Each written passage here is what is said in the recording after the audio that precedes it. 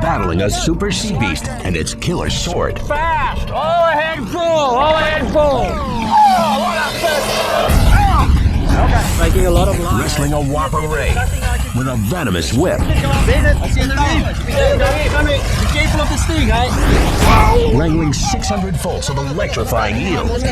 I was about to fall in the water with the eel because it's just the sheer force of it pulling me in. And a surprise showdown with a prehistoric chainsaw. It just swings around, and if it hits anything, it's going to dig in very, very deep.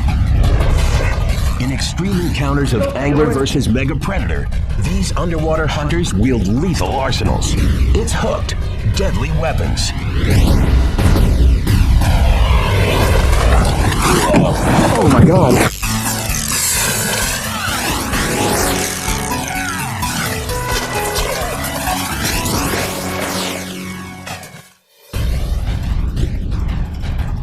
Super predators rule the depths with extreme and dangerous adaptations. Swords built to kill.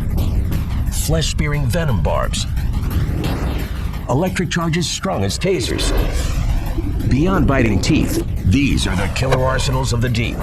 And for some extreme fishermen, taking on these alpha hunters is the ultimate thrill. A battle of man versus armed monsters. There he is.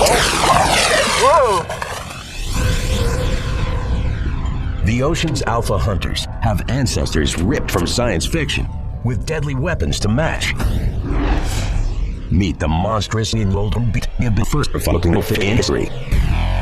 Hey, it's me, Nick via the sea. They're some of the ocean's scariest saber-wielding predators. Swordfish. For one angler, a 50-year obsession to battle a record breaker turns into the fight of his life. Take it ahead!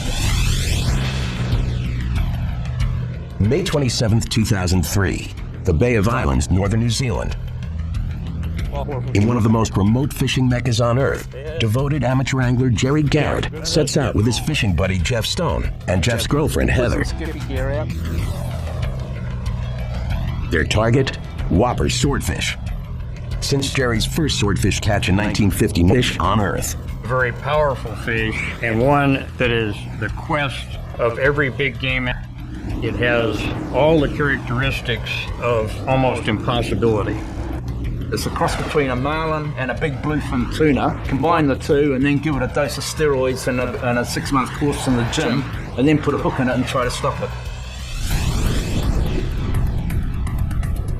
15-million-year-old evolutionary powerhouses.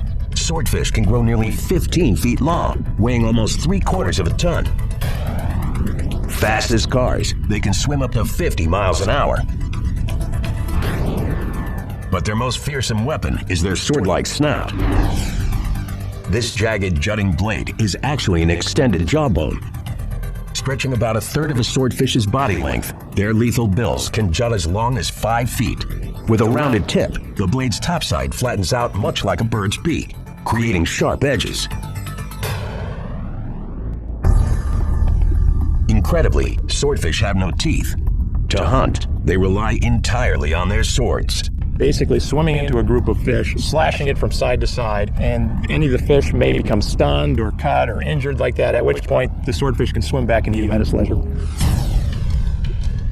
And when the hunter becomes the hunted, a swordfish's bill is a powerful defensive weapon.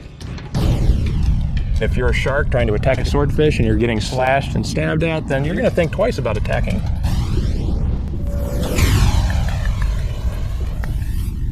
Yet not long ago, these tenacious predators nearly disappeared from the planet. In the 1990s, swordfish populations reached dangerous lows. Global conservation has helped the fish recover. Today, swordfish are on the rebound. Using responsible practices, adventure anglers can once again test their strength and skill against these sword-wielding hunters.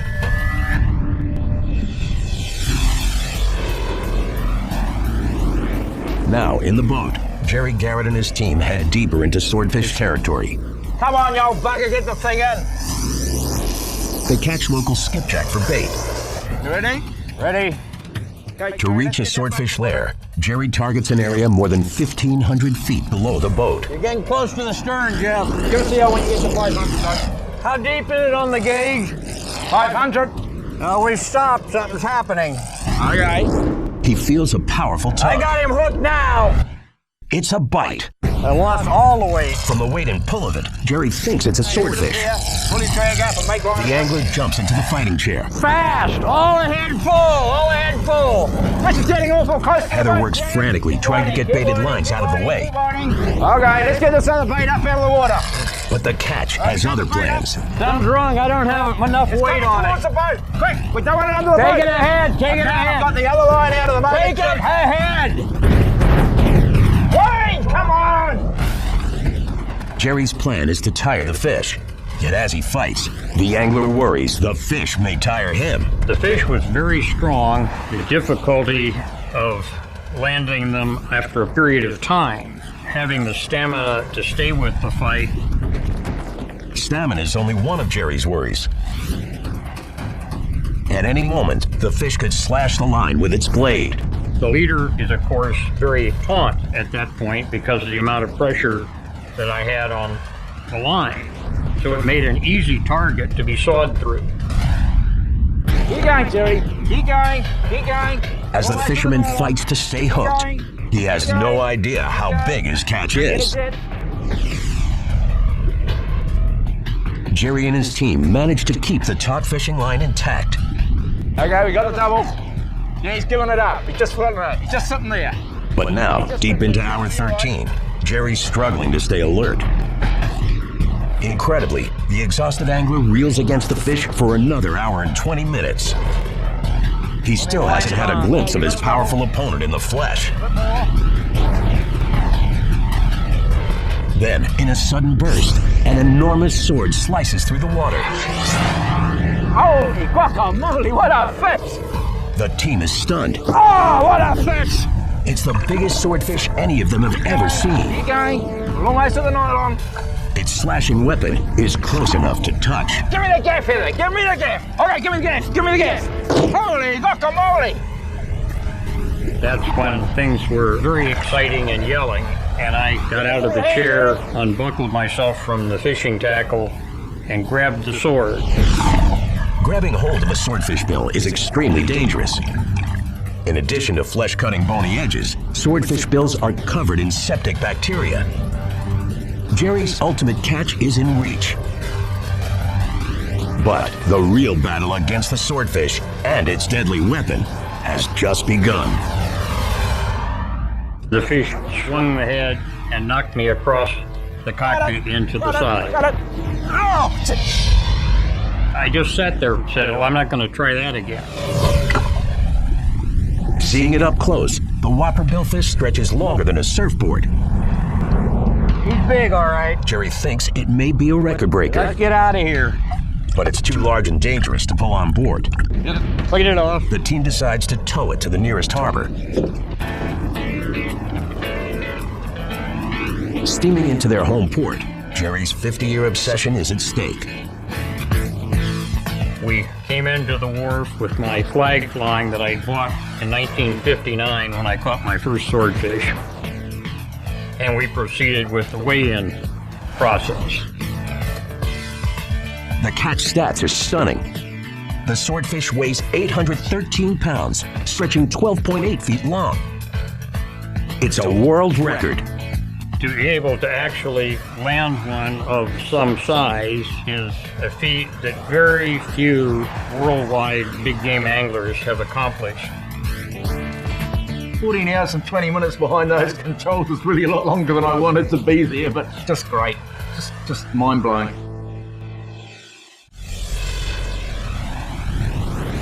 One of the deadliest underwater weapons is literally shocking: electricity. Many fish can detect electric fields, but only a few can generate a powerful field of their own. And one is an apex predator. Tough to find and even tougher to catch, its lethal weapon is measured in voltage: the electric eel. For one daring angler, wrangling this electrifying beast is the ultimate Amazon adventure.